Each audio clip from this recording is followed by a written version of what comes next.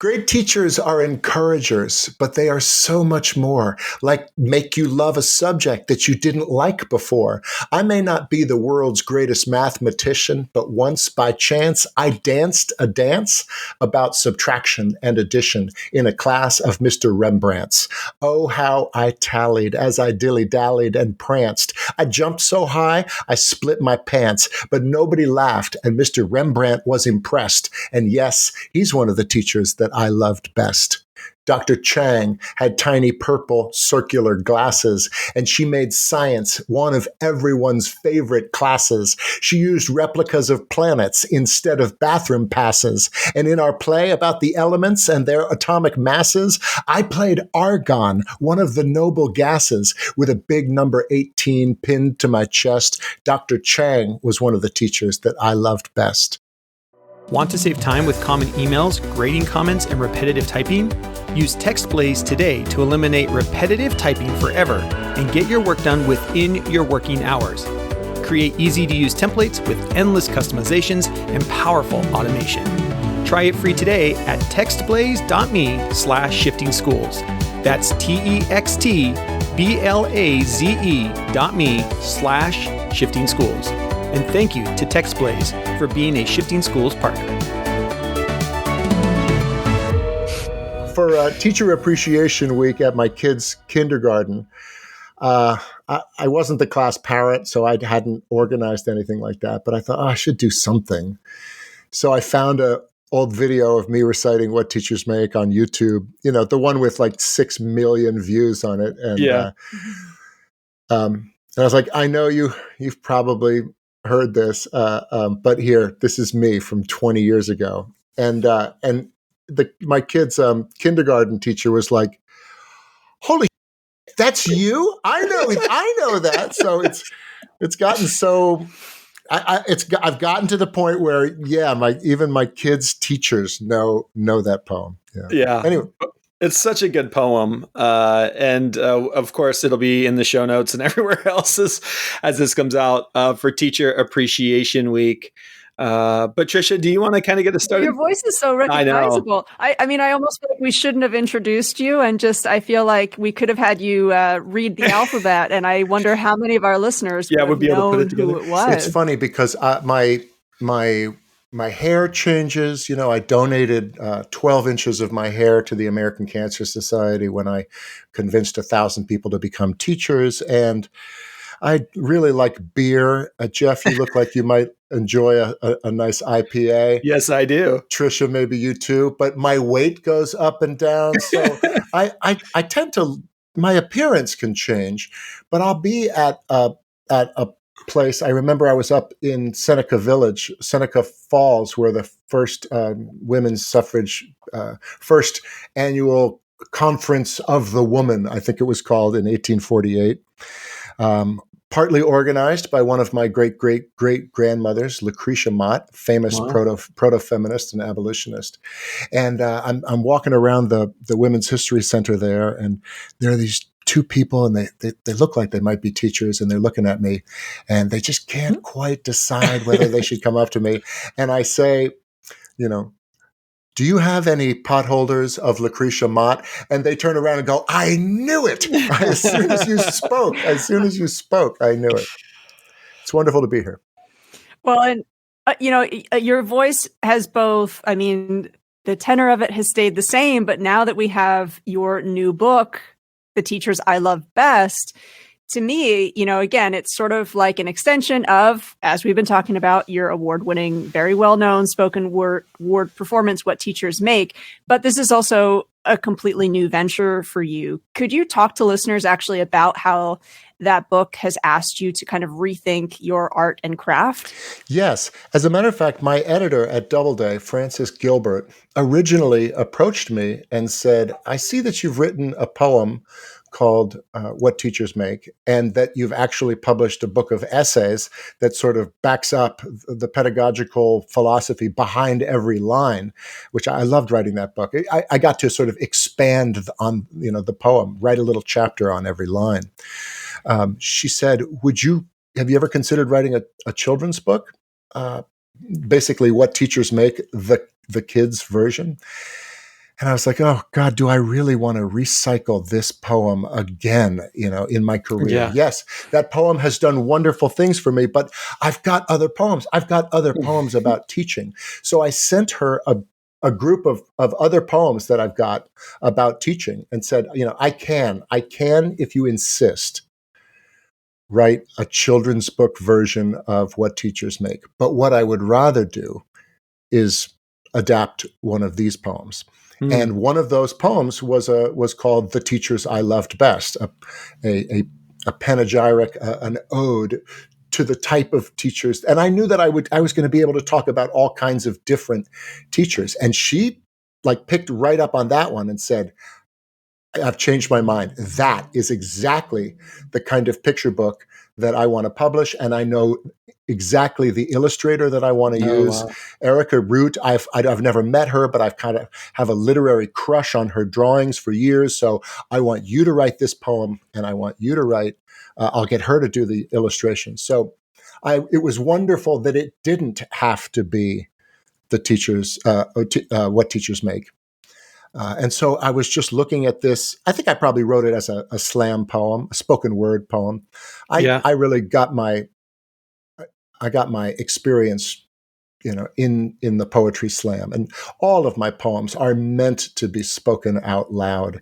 So the process of sort of, as you said, reimagining it, I did have to make some adjustments. And I can talk about those if you want, but I tend to make my answers too long. So Well, I'd love to hear some about what are some of the adjustments? I mean, because I think this is great. Going from spoken word poems to a book, there has to be some adjustments that are made, and just thinking differently about how you deliver it, or even just the idea that there's an illustration to go along with it. Where when you're doing a spoken poem, they're right. You are the illustration. right, it's interesting you say that, because just yesterday, I know that this is going to air during Teacher Appreciation Week, but just yesterday I recorded the audiobook Oh, for wow. this. So I've recorded a couple of books on tape, written by other people, and of course I did voiceovers for Burger King.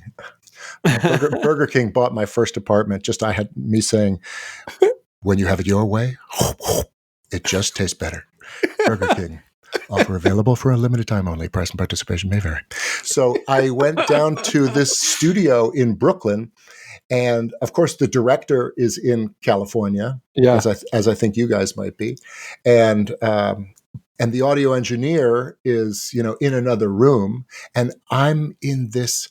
It's almost like I walked into they have two studios in this big complex down in Sunset Park called Industry City. And I walked into one suite. There's the water cooler, and there's where you wait, and there's the apple, because nothing prepares the mouth for reading. You guys probably know this as podcast hosts.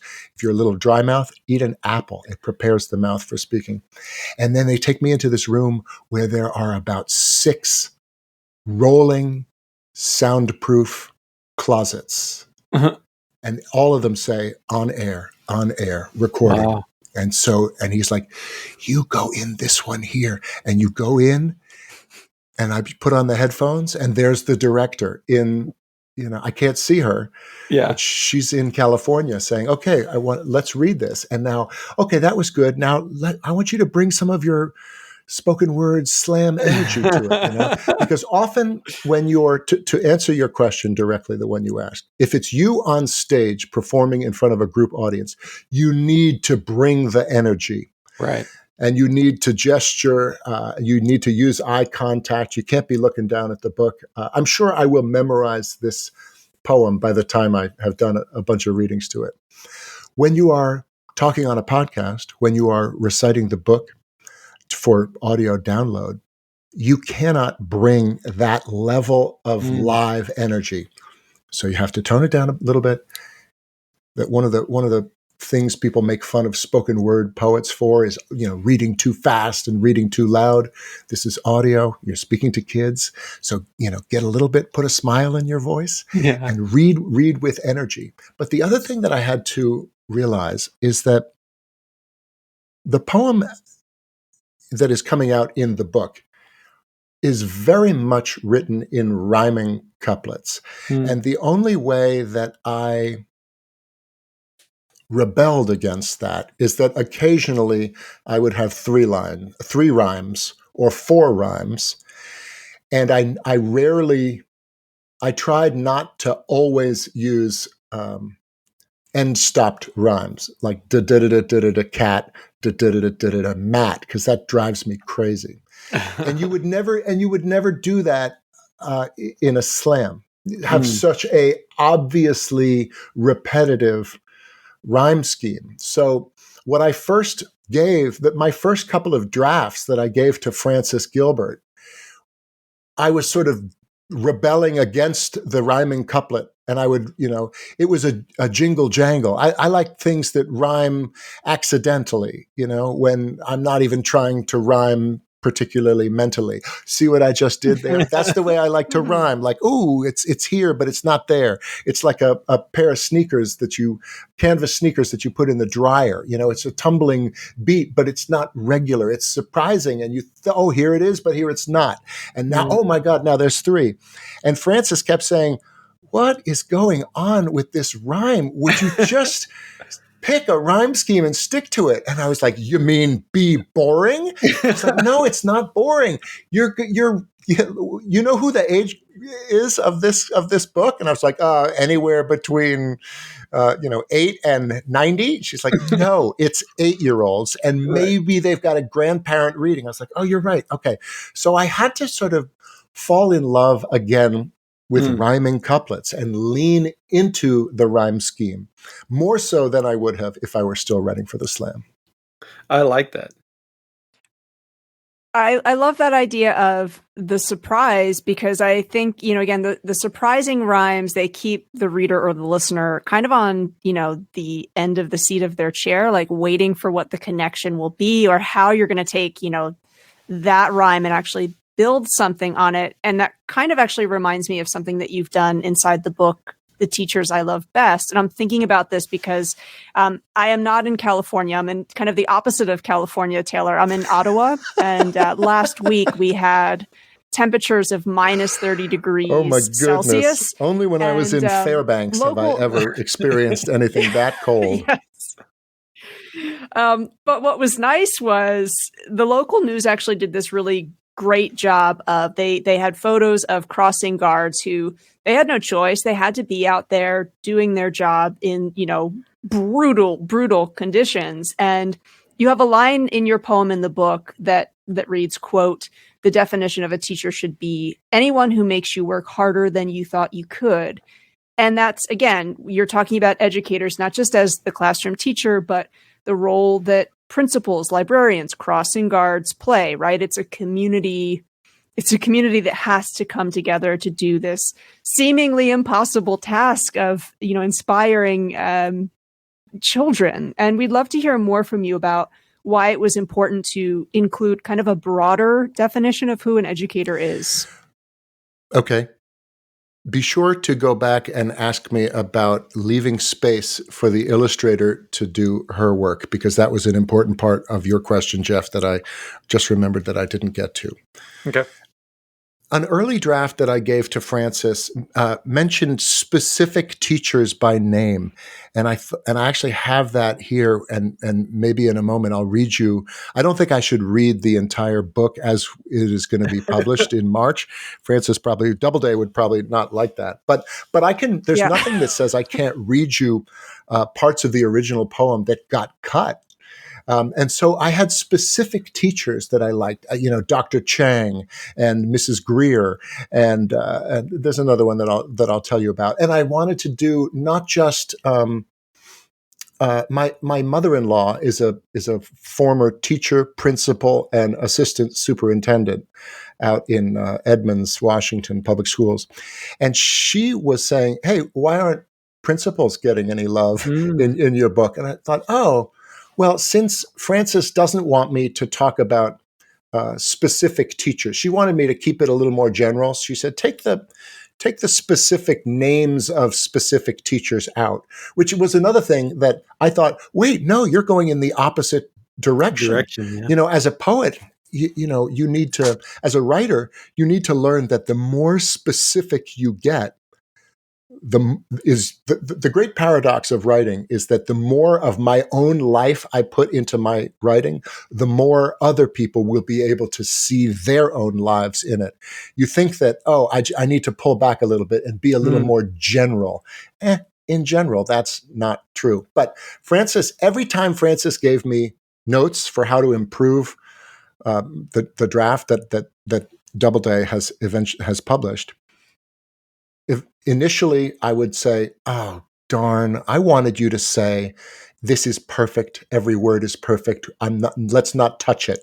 Yeah. But she always had notes, and I was like, "Okay, fine. I'll do what you think is going to make this better." And she was always right. She was always right. And I think we ended up with the best children's book that I am capable of writing. So my wife is an editor as well, and she said, "See, editors do their job. We know what we're doing." All right, this is a long way of answering the question about why I expanded the definition of teachers. If I was not going to be allowed to talk about specific teachers, named teachers, and was going to talk about teachers in general, then I wanted to expand the definition of teacher so that this was a love letter to anyone who makes you work harder than you think you can. And that is the job of the teacher, to give you a green light. If that is what you want to do, I encourage you. Do it, do it, do it. And let me help you. Let me show you the steps and then get out of the way and encourage you to work harder than you ever thought you could. And so I included principals to include my mother-in-law, and crossing guards and librarians and and the custodian of the school. If they encourage you to clean up after yourself, then they're a teacher. So that was a way of sort of spreading the love around. Hi, folks. We'll get back to today's conversation in just a minute. We're super excited to introduce you to and add Text Blaze to our growing list of Shifting School sponsors. If you hate sending emails and working late while grading student assignments, and you're like most teachers, always looking for a way to save time and get your work done before you go home, well then, Text Blaze might just be your answer. With Text Blaze, you can save time on repetitive typing and get your work done within your working hours. Using Text Blaze, you set up keyboard shortcuts to insert frequent email replies, common grading feedback, and any repetitive text you find yourself typing. Text Blaze is a Chrome extension that, once you install it, allows you to create customized shortcuts to use anywhere within your Chrome browser. So create custom shortcuts to use in any web-based LMS system like Google Classroom or Canvas, or any web-based email system like Gmail. Text Blaze has saved users over 28 hours a month. Think about that for a second. You spend a few minutes setting up your templated responses to students, parents, or colleagues, and then with a couple keystrokes, have Text Blaze write it for you. One of my favorite features is you can create a template and also have Text Blaze put the cursor where you want it within the template. So imagine you're sending home the same email over and over again to parents. You can create a Text Blaze template that writes the email for you and automatically puts the cursor where the student's name needs to appear within the email, saving you time and clicks. Don't take my word for it though. You can try it out for free by going to textblaze.me/shifting schools and set up your account and see how Text Blaze can save you time on repetitive tasks. So what are you waiting for? Visit textblaze.me/shifting schools to get started saving time today. That's textblaze.me/shifting schools. And we thank Text Blaze for being a Shifting School sponsors. And now, back to our conversation. I love that because it is, and there's so many great parts of the book. I want to go back and talk about that idea of leaving space for the illustrator, because the illustrations in the book, the parts that we've seen a little bit of, are just beautiful. And can you talk about like how did you have to change what you did for an illustration book like this for children illustration book? I didn't change anything. I just trusted in the process. My experience with Francis the editor was so good that I trusted her, and I took the book into the directions that she requested. And I didn't know Erica Root before. I wrote her a handwritten letter. You can't stop me from writing handwritten letters. Actually, Frances did. She said, I encourage my authors, don't start communicating with the illustrator. That's the last thing you want, is the writer, going behind the editor's back saying, could you make this kid look a little prettier? So they handled that. And I left room between the lines for the illustrator to bring her art and her genius to it as well, without saying, and here's what I want the picture to look like on this page. There's a line in it that said, I had a science teacher once who had us put on a play about the solar system and the intricate way that the moon and their planets revolve around the sun. You can see me using enjambment in those lines, so that it doesn't just stop at the end of the line. I had a science teacher once who had us put on a play about the solar system and the intricate way that the moon and the planets revolve around the sun. Did you know that Jupiter has many moons? You will, because you are one. And so I just left that out there and trusted that Erica Root was going to draw a adorable photograph of these kids dressed up in planet costumes. Yeah. Frances cut my line. I wanted to have there was a whole stanza that was going to be a song in the voice of Callisto. Callisto is one of the planet Jupiter has about 80 moons, which I feel like nobody talks about. If anybody can name, 5 of Jupiter's moons, it's Ganymede, Io, Callisto. There, I've forgotten. I can only come up with 3. But that Suzanne Vega song, "My Name is Calypso," and it's about Ulysses. Ulysses spends a year on an island with Calypso, and she wrote a song from Calypso's point of view, being left by Ulysses. And so I had this little song that Callisto, one of the 80 moons of Jupiter's, was going to get a solo in this, imaginary kids musical about the solar system. But again, like it got cut. So working with other people who are good at what they do, you just need to, it's kind of like stopping in the middle of the poem and just leaving an empty space and saying, here's room for the other people to do what they do. Howard Ashman, who is a famous lyricist of Disney musicals, wrote much of the songs for Aladdin. And there's a line where he's writing the song, "Never Had a Friend Like Me." Do you know that? Do you guys have kids? You know that song? Yeah. And there's a line where he wrote, "Can your friends do this? Can your friends do that? Can your friends pull this out of their little hats?" And that, just to me, is exactly what I'm talking about. Just like, I don't have to tell the animators what this is. I'm just leaving room there. You've got 4.5 seconds to make as much stuff come out of Robin Williams' hat as you can think of, So that it was a wonderful process, and I hope I write another children's book, because when a good editor can put you together with other people who have skills, your job, even as the writer of the book, is to get out of the way and let them do what they do. Yeah. Trisha, it's so funny listening to Taylor talk about this. We've done so many interviews where it always comes back to this creative collaboration, right? As you just have a creative collaboration, and there's trust involved, there's feedback involved, that goes into, no matter what the project is, it always comes back to being a creative collaborative project, which I think is just so cool. It's just a theme that constantly comes out. I've never done improv. I've never done improv, but I do know that if there are 3 people in the scene, you're really only responsible for a third. You stay in your lane, and be your character.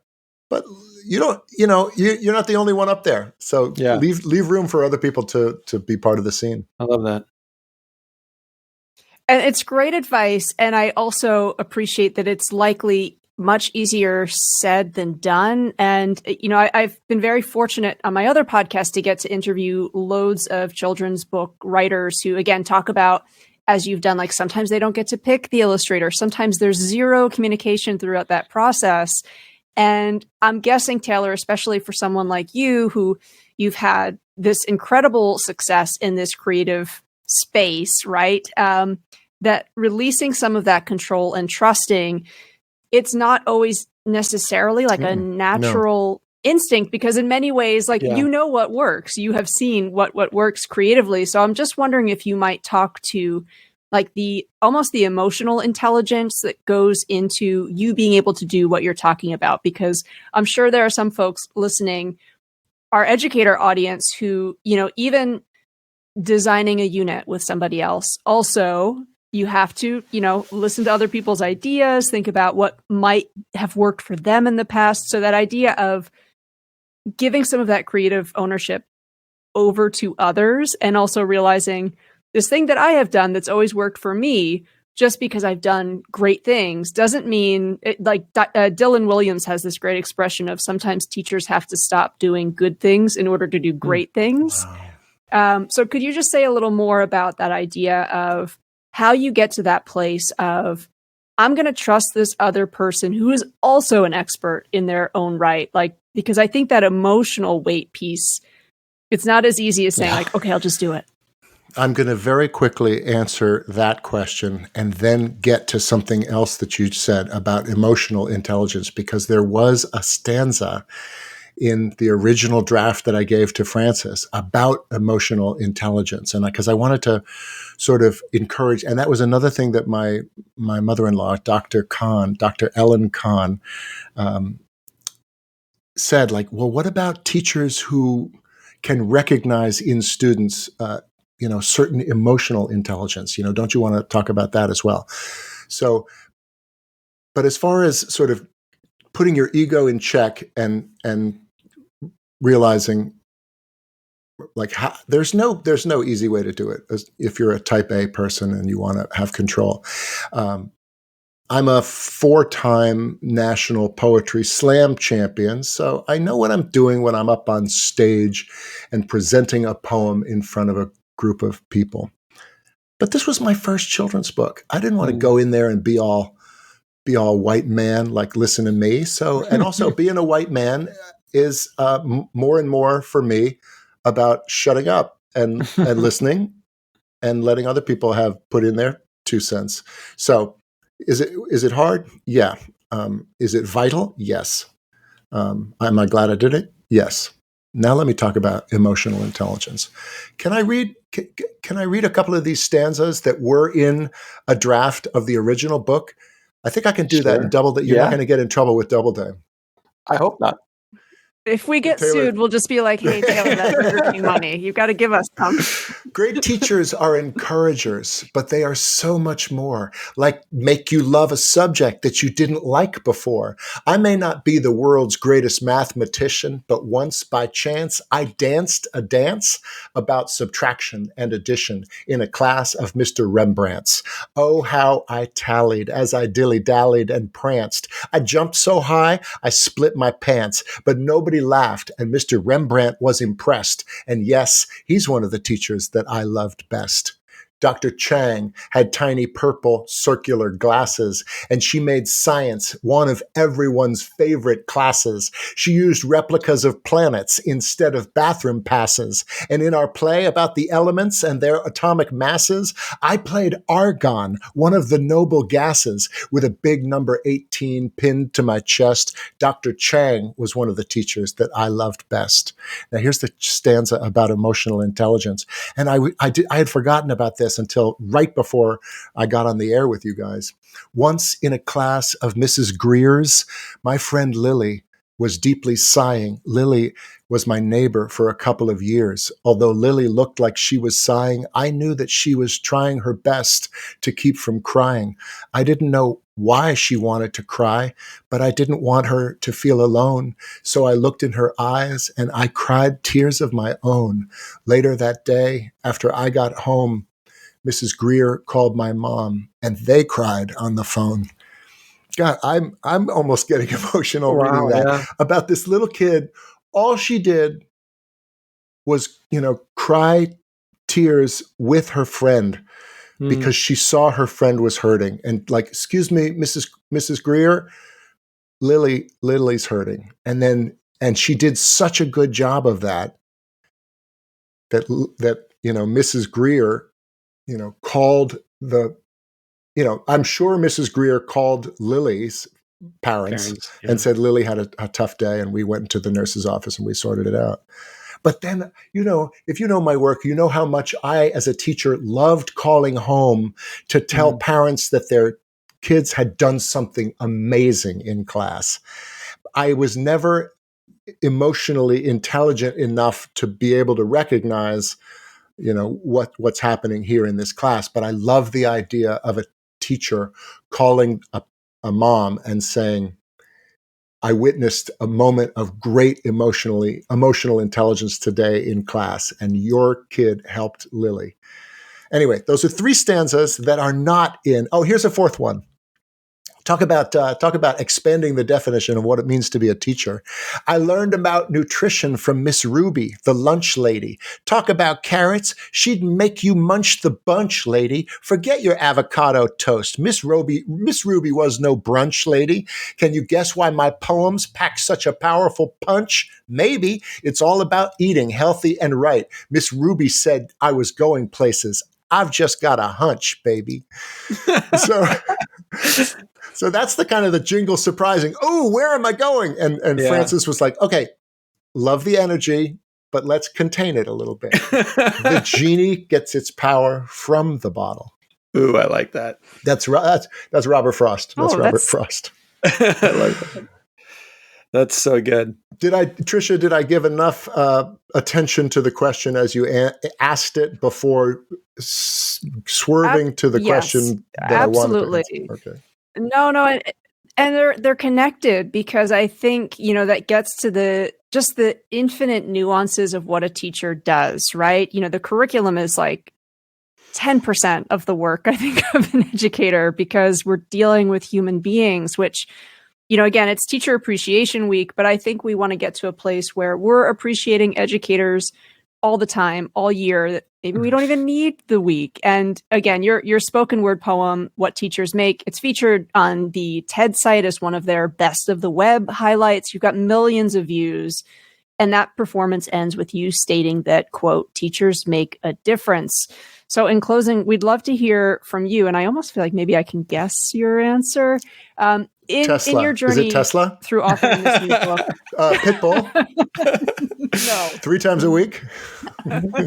It's not. I feel like maybe I'll type it into the chat and I'll see if your journey in authoring this. Who is that person who made a difference? It's funny. I'm before I realized that you probably weren't going to ask me to read the text of the poem. I have what are called the galleys, or there's actually a word for it. It's not galleys, but they sent me the unbound copy of the book just to say, this is what it's going to look like. Do you see any final opportunities? This is your final opportunity to catch typos and stuff like that. Although, talk about leaving room for the experts to do what they do. There are no typos in this because they have people that do that will catch that. And earlier this week, I sent the book is dedicated to my 4th grade teacher, Kate Malonzi, and she's still alive, and we correspond. And I say that she was the first teacher to love me back. We haven't talked about love so much in this podcast, but it's a central part of the book. Love is at the center of every great teacher's lesson. If you've had even one, then you know they've been a blessing. The teachers I loved best were the ones who I sensed loved me back, and I didn't want to disappoint them. And that's why I worked my ass off. Can I say ass on this podcast? That's why I worked my ass off for these teachers, because I knew they loved me and I didn't want them to disappoint me. So Erica dedicates the book to all teachers who teach us how to be better human beings, I think is what she said. I dedicated my portion, the words, to Kate Malanzi, my fourth grade teacher, who was the first to love me back. But I have had several amazing teachers, and one of them is a teacher in graduate school. I went to graduate school in the middle of Kansas, and Jerome Deese, whose birthday was just yesterday, and I didn't even know that when I sent him. I sent him the galleys of the book and said, "You are one of the teachers who I knew loved me best." I am so blessed that I have had so many great teachers, and that just reminded me that at the end of this document that I have up in front of me, and this might be a good or terrible way to end this podcast, I have a list of rhymes that I'd written, and I can't remember how many of these I used in the actual book, but for the teachers I loved best, I was wondering whether I was going to use the word zest or pest, or I guess you guessed, all the rest. I feel blessed to get this off my chest. I hope no teachers arrive at school underdressed, but they may have confessed that it's been fun to be your guest, and I hope you get to digest. And sorry if I've digressed, but I speak sometimes in jest. I love education as a quest, and I hope you're impressed. And gosh, I have to stop because now I feel stressed. That's just me reading a list of rhymes that I don't even know whether I used. I love that.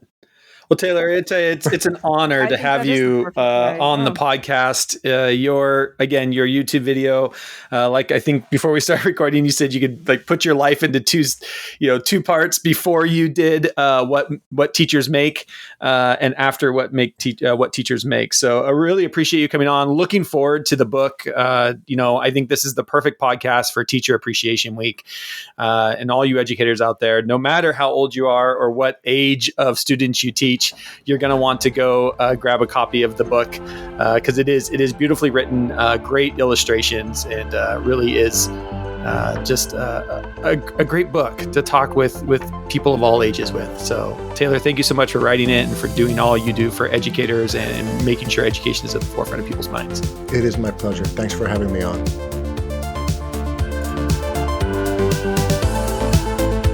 Thank you for listening to today's episode.